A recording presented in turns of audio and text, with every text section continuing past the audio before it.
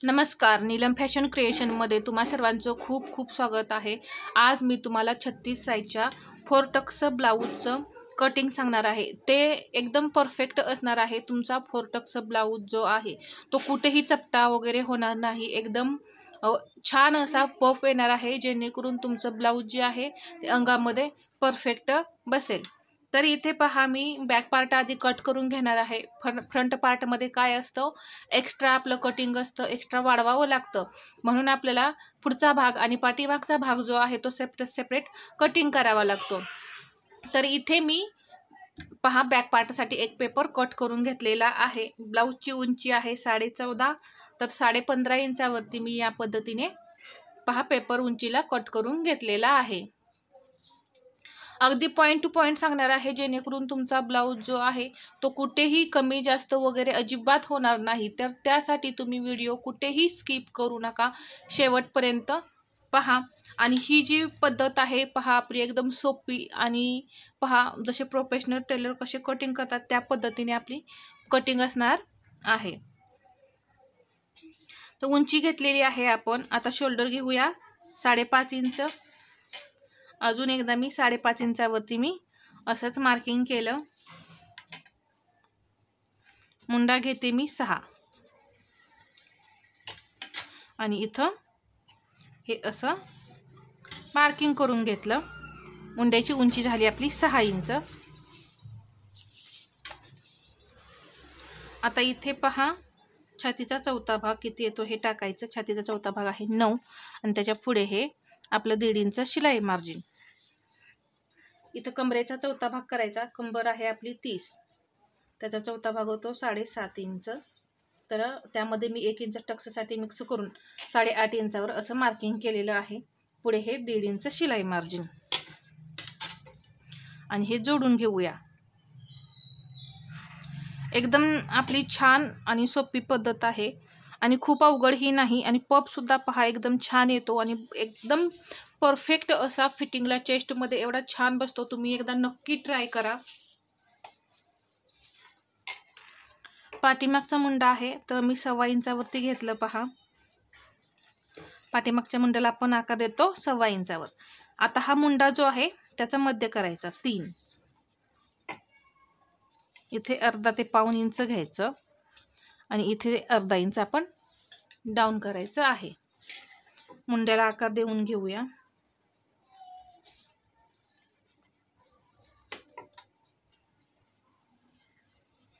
तर हा झाला आपला पाठीमागचा पार्ट। गळ्याची रुंदी घेणार आहे मी 2.25।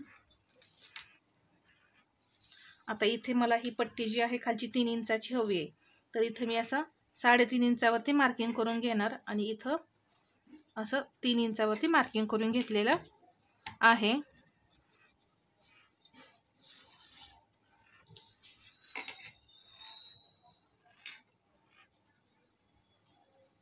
आणि हा झाला पाठीमागचा गळा। तर या पद्धतीने हा आपला बॅक पार्ट तयार झाला। तर आपण हे आता पटपट कटिंग करून घेऊया।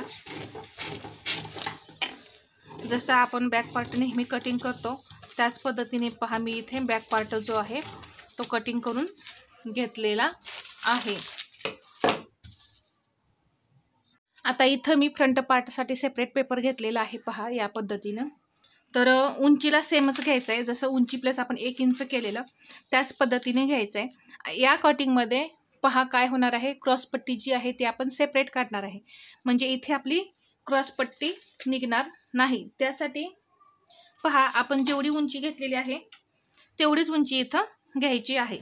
सर्वात पहिल्यांदा काय करायचं, इथे 1 इंचावर मार्किंग करायचं आहे। असं खूप छान असा हा 4 टक्स ब्लाऊज बसतो पहा। दिसायलाही एकदम खूप सुंदर असा दिसतो, चपटा वगैरे अजिबात हा 4 टक्सचा ब्लाऊज होत नाही। तर इथे 1 इंच एक्स्ट्रा असं घेतलं पहा। ही पूर्ण उंची टोटल आहे 14.5 प्लस 1 15 इंच। आता जो हा बॅक पार्ट आहे पहा मी आहे असा ठेवणार आहे आणि ड्रॉ करणार आहे। तर तो ह्या 1 इंचाच्या पुढे असं आपल्याला ठेवायचं आहे। आणि मग कटिंग करायचा आहे। तर हा बॅक पार्ट पहा, या 1 इंचाच्या पुढं असा मी ठेवला। आता आपण ड्रॉ करून घेऊया।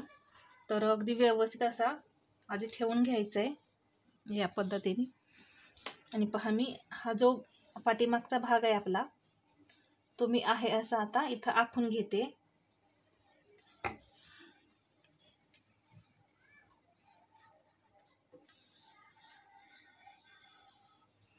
इथं गळा रुंदीचंही लगेच मार्किंग करून घ्यायचं। इथे पहा बरोबर आपली गळा रुंदी आहे। इथे आपलं चेस्टचा चौथा भाग आहे। तर हे बाजूला काढून ठेवू।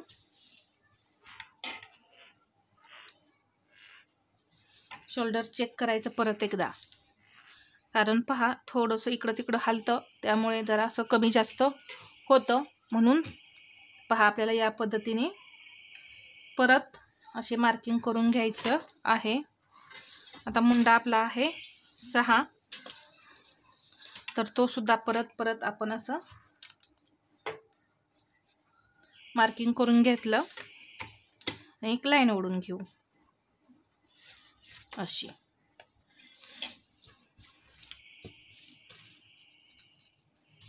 पुढच्या मुंड्याला आकार देण्यासाठी 1/2 इंच या कोपऱ्यातून मार्किंग केलं। हा मुंडा आहे याचा मध्य केला, इथून 1/2 इंच, फक्त 1/2 इंच मी इथं आतमध्ये घेतलेलं आहे।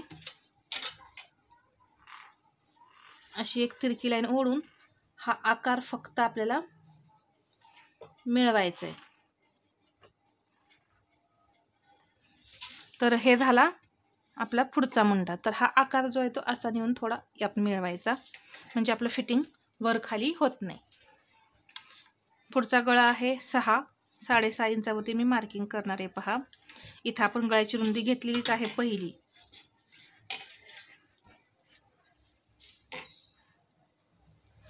अडीच इंच,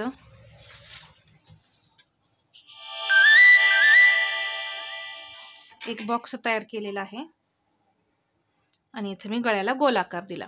आता इथे मात्र लक्षात घ्या, इथून पुढे आपलं एकदम महत्त्वाचं असं कटिंग असतं पहा। तर क्रॉस पट्टी कमी घ्यायची आहे 2.25 इंच। इथून ही मी 2.25 इंच क्रॉस पट्टीचं मार्किंग केलेलं आहे। हे फक्त मार्किंग आहे, आपल्याला परत आपल्याला काय करायचं आहे, क्रॉस पट्टी सेपरेट अशी काढायची आहे मार्जिन सहित। त्यामुळे तुम्हाला कुठेही यामध्ये वाढवायची गरज नाही। आपण डायरेक्ट या पेपरमध्येच सर्व काही मेजरमेंट मार्जिन जे आहे ते सर्व आपण वाढवून घेऊनच कटिंग करणार आहे। इथे अगदी 1/2 इंच फक्त 2 रेषा गळ्याजवळ वाढवायच्या। इथे आपण 1 इंच घेतलेलंच आहे। क्रॉस पट्टीला आकार देण्यासाठी जसं आपण 1/2 इंच घेतो तसं इथं सुद्धा 1/2 इंच घ्यायचं आणि क्रॉस पट्टीला असा आकार देऊन घ्यायचा आणि इथं पुढं आणून मिळवायचंय पहा इथं असा। आता हा पॉइंट आणि हा पॉइंट इथं असा तिरका मिळवायचा।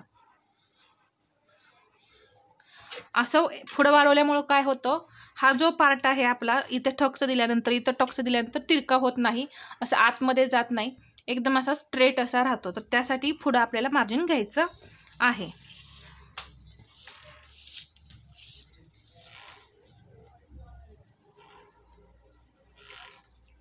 अकरावरती मी टक्स पॉइंट घेतला। सगळं आपण डायरेक्ट पेपरवरतीच वाढवणार आहे, तुम्हाला ब्लाऊज पीसवरती कुठेही वाढवायची गरज पडणार नाही। टक्स पॉइंट 11वरती घेऊन आपण काय केलं, एक लाईन ओढून घेतली छातीचा। आता इथं 10वा भाग करायचा, किती होतो 3.5, तर फक्त 3.5वरच मार्किंग करायचं। ही रेषा आहे आपली, इथून सुद्धा असंच 3.5वर मार्किंग करायचं। इथून आता हा आपला पॉइंट मिळालेला आहे आपला 3.5चा, इथून 1/2 इंच खाली जायचं पहा, या पॉइंटपासून ह्या टक्स पॉइंटच्या पॉइंटपासून 1/2 इंच खाली जायचं आणि हा असा टक्स द्यायचा। या पद्धतीने हा आपल्याला टक्स मधला मिळाला। आता हा आपला टक्स पॉइंटचा सेंटर आहे, इथून 1.25 इंचावरती गॅप द्यायचा प्रत्येक टक्स मध्ये। या दोन्ही टक्स मध्ये पहा, इकडे सुद्धा 1.25 इंच आणि इकडे सुद्धा 1.25 इंच। आणि इकडचा जो टक्स आहे तो देण्यासाठी काय करायचं आहे, 2.5 इंच असं ठेवायचं, तिरकं ठेवायचं. पहा प्रिन्सेसला कसा आपण आकार देतो असं 2.5 इंच तिरकं ठेवायचं. इथं पॉईंट मिळालेला आहे आणि तो पॉईंट आपल्याला असा मिळवायचा आहे. तर हा टक्स आपल्याला भेटला. हा टक्ससुद्धा आपल्याला भेटलेला आहे. आता हा टक्स जो आहे तो काय करायचा आहे, 1.5 इंच खाली येऊन हा टक्स आपल्याला इथे असा तिरका घ्यायचा आहे. पहा या पद्धतीने. तर बरोबर हे आपले हे 4 टक्स जे आहेत ते पहा आपले मिळालेले आहेत. या पद्धतीने एकदा कटिंग करून पहा, एकदम परफेक्ट असा हा ब्लाऊज आपला बसतो. आता वाढवायचं कुठं कुठं सांगते तुम्हाला. हा टक्स जो आहे मधला आपल्याला 2 इंच घ्यायचा आहे, म्हणजे या साईडला 1 इंच आणि या साईडला 1 इंच, आणि हा असा खाली आपल्याला ओढायचं आहे. तर हे 2 इंच मार्जिन आपल्याला भरून काढायचं आहे. तर काय करायचं, इथे 1 इंच आपण एक्स्ट्रा हे वाढवलेलं आहे. तर इकडेही आपल्याला काय करायचं आहे, 1 इंच घ्यायचं आहे, म्हणजे आपण जे टक्समध्ये घालवलेलं आहे 2 इंच ते आपल्याला मिळालं. आणि इथे 1.5 इंच घ्यायचं आहे. इथला टक्स आपण हा जो जेव्हा स्टिच करणार तेव्हा कमी पडणार, म्हणून इथं काय करायचं आहे, 1.5 इंच घ्यायचं आहे आणि हे जोडून घ्यायचं. पहा असं जोडल्यानंतर अजून आपल्याला वाढवायचं आहे. तर कुठं वाढवायचं हे मी तुम्हाला सांगते. इथून खालच्या साईडला 1.5 इंच, इथे मी 1.5 इंच घेतलं. पहा सर्व साईडला आपल्याला 1.5 इंच वाढवायचं आहे. तर उंचीमध्ये आता हा वरचा पार्ट जो आहे तो 1.5 इंचाने आपण वाढवायचा आहे. तर पहा असंच इथं खाली घेतलं. आता हे असं आपल्याला हे जोडायचं आहे. तर आपण हे एक्स्ट्रा मार्जिन घेतलेलं आहे. पहा हे असं खालपर्यंत आपल्याला न्यायचं आहे. आता आपल्याला इथे क्रॉसपट्टी सेपरेट काढावी लागणार आहे, कारण आपण यामध्ये इथं हे मार्जिन आधीच घेतलेलं आहे. तर आता आपण हे कटिंग करून घेऊया. आणि क्रॉसपट्टीचं कटिंग कसं करायचं हे तुम्हाला सांगते मी याच्या नंतर. हा पुढचा जो टक्स आहे तो कटिंग करायचा आहे. आणि डायरेक्ट ब्लाऊज पीसवर 4 टक्स ब्लाऊज कसा कटिंग करायचा हे सुद्धा मी तुम्हाला सांगितलेलं आहे. पहा माझे डायरेक्ट ब्लाऊजवरती पेपर कटिंग आहे, 4 टक्स ब्लाऊजचं कटिंग आहे.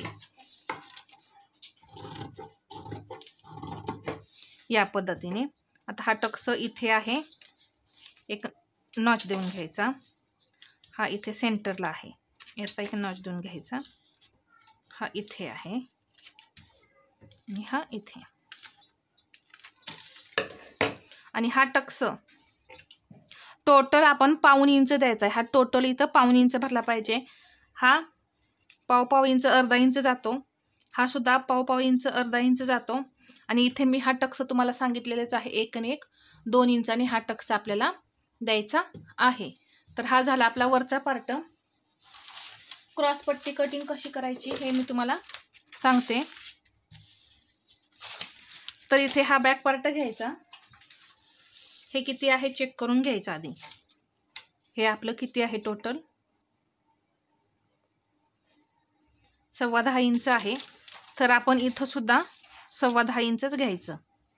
इथून 10.25 इंचावरती घेतलं.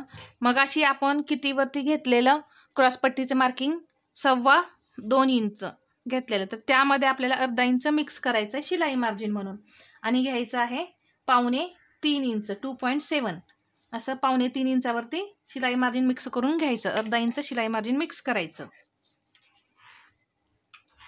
इकडे सुद्धा मी 2.25 इंचावरती मार्किंग केलं आणि इथून एक लाईन ओढली. लाईन ओढल्यानंतर आपण नेहमी जसं क्रॉसपट्टीला आकार देतो त्या पद्धतीनेच 1.5 इंच वरती घ्यायचं इथून आणि असा छान असा क्रॉसपट्टीला आकार देऊन घ्यायचा. आता हे जे पेपर कटिंग आपण सर्व केलेलं आहे ते आहे असं तुम्ही ब्लाऊज पीसवरती ठेवायचे आणि कटिंग करायचे. तुम्हाला कुठेही काहीही वाढवायची गरज अजिबात नाही. तर एवढ्या सोप्या पद्धतीनं मी तुम्हाला फोरटक्स ब्लाऊज सांगितलेला आहे. आणि तुमचा फोरटक्स ब्लाऊजचा जो हा इथला पार्ट जो आहे तो चपटा होत असेल, छातीमध्ये गच्च होत असेल, तर या पद्धतीने तुम्ही एकदा ट्राय करा. तुमचा ब्लाऊज जो आहे तो अजिबात गच्च वगैरे होणार नाही, चपटं वगैरे होणार नाही. एकदम परफेक्ट पफ सहित हा ब्लाऊज बसणार आहे. तर हा व्हिडिओ तुम्हाला कसा वाटला हे कमेंटमध्ये सांगा. आणि व्हिडिओ आवडला असेल तर लाईक करा, शेअर करा. आणि असेच नवनवीन व्हिडिओ पाहण्यासाठी आपल्या चॅनलला सबस्क्राईब करायला विसरू नका. धन्यवाद.